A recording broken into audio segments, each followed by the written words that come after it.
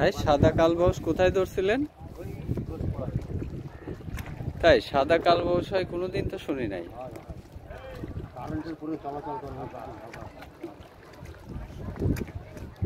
যাক, কত বড় সাইজ ছিল ভাই? তাই ডিম রুটি দিয়ে ধরছিলেন?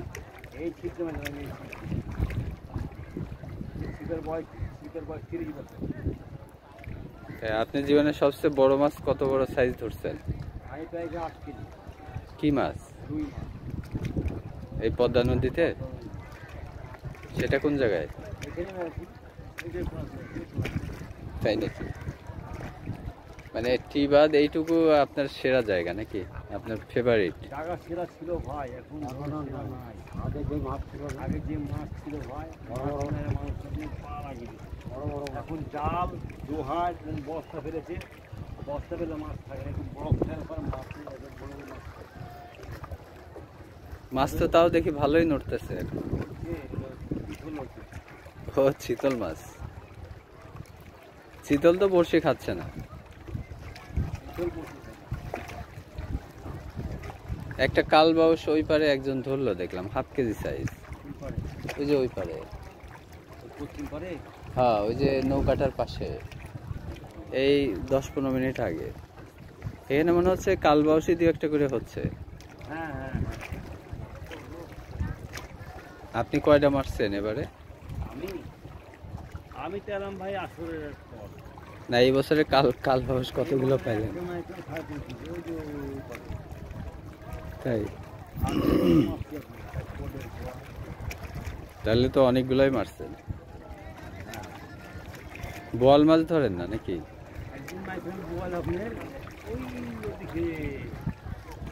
কি দিয়ে, এই বড়শি না তাগি দিয়ে? ও তাই। 7 কেজি এতখানি বলছি ছিল আপনি। ও তাই। আর আমার বেটা তখন 10 বছর, আমার বেটা ঘাড়ে পেরেছিল মাটি সুই করতেছে না? ওই মাছ খাই সবচেয়ে ভাগ করে দিয়ে মাছ টাকা নিয়েছিলাম 1.5 কিলো মাথা দিয়ে। আচ্ছা আচ্ছা, নদীর মাছ তো হেভি সুস্বাদু। ওই মাছ ভাই ভাগ কাট করে দিয়ে লাস্টে পেলাম 1.5 কেজি মাছ পেলাম আমি। তাই যাই, সবাইকে দিয়ে খাইছেন, এটা অনেক ভালো ব্যাপার। কারণ নদীর যারা শিকারী তারা খুব উদার হয়। আমিও এক ভাই ওই প্রায় 15-16 কেজি রুই মাছ ধরছে, পরে আমাকে কয়েকটা পিস দিছে। আমার জীবনে আমি এত সুস্বাদু মাছ আমার জীবনে কোনোদিন খাই নাই। ওই জায়গাটা আপনার 3 বছর আগে একটা মাছ দিয়ে শিখতে পারলাম প্রায় 10 কেজি তাই বয়েল বাইরে গেছি। ও ওই বয়েলটা আমি সারা দাম খেতে ব্যাংক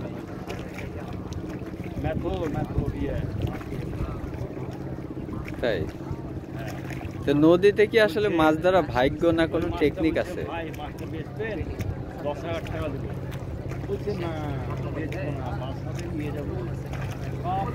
সবাই মিলে আনন্দ করে খাবে। মাছ কিনে খেতে পারবে ওনারা, বেকার বেঁচে লাভ নাই। আমি সবকে 1 কেজি ভাগ করে দিয়ে দেবো। আর এই যে মাছ ধরে পরিবারে তো বেশিরভাগ পরিবারেই পছন্দ করে না, তো আর দেখা যাচ্ছে বেশিরভাগ দিনই ফাঁকা যাইতে হয়। তো একদিন একটা বড় মাছ পাইছে, ওইটা নিয়ে গেলে তো আর সবার মুখ বন্ধ, তাই না? কিন্তু মাছ মারলে খুব খারাপ, খারাপই নেশা। আমার কাছে অন্য সব নেশার থেকে এই নেশাটাই ভালো মনে হয়। ঠিক আছে মানলাম, কিন্তু আপনি যে মাছ মারছিলেন আমার ধরেন চোখের ক্ষতি হবে, আমার চোখ ক্ষতি হবে, চোখের ক্ষতি হবে। চোখের অবশ্য ক্ষতি হয়, এই যে একভাবে তাকায় থাকতে বেশ একটু প্রভাব পড়ে। একভাবে তাকিয়ে থাকতে কিছু না। ভাই এই যোগ দিয়ে বোয়াল মাছ ধরা, অনেকে খুব বড় বড় যোগ দিয়ে, মানে বড় বড় বোয়াল মাছ ধরতেছে যোগ দিয়ে। আপনি এইদিকে আপনারা যোগ দিয়ে মাছ ধরেন না? যোগ মানে টোপ হিসাবে যোগ ব্যবহার করতেছে। আমি কয়েকটা ভিডিওতে দেখলাম, ওই যে বাঘার দিকে, হ্যাঁ ওরা এসে ধরে না? ওই বাঘা মণিগ্রাম ওর আশেপাশে আপনার ওরা 20 কেজি 25 কেজি এরকম সাইজের বোয়াল ধরছে, মানে দেখাচ্ছে যোগ দিয়া সারা রাত্রে জেগে। ওই রাত্রে ওদের কিন্তু ওই ছিপ দিয়ে না, মানে এমনি ফেলে রাখছে আর ইয়ার সাথে বাঁধে রাখছে রশির মতো সুতা এক একটা। এইদিকে তো অত বড় মাছ নাই, তাই না? তাই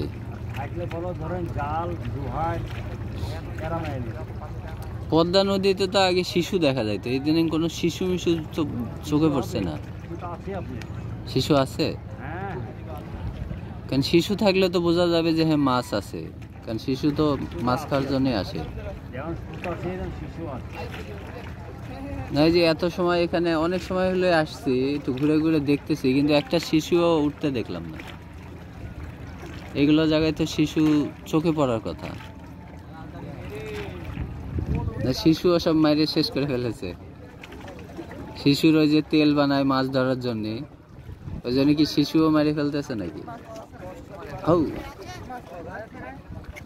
এখানে মনে হচ্ছে পানি কম, এখানে 40-50 পানি, প্রচুর পানি।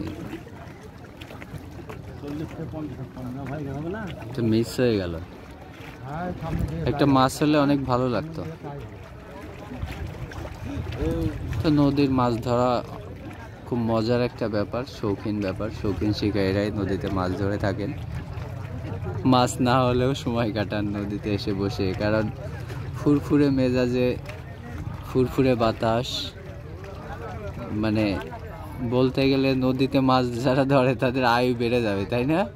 এই প্রতিদিনের যে বাতাস, একবারে নির্মল বাতাস, শহরের নোংরা বাতাসের চেয়ে একেবারে স্নিগ্ধ মিষ্টি কার্যকরী বাতাস।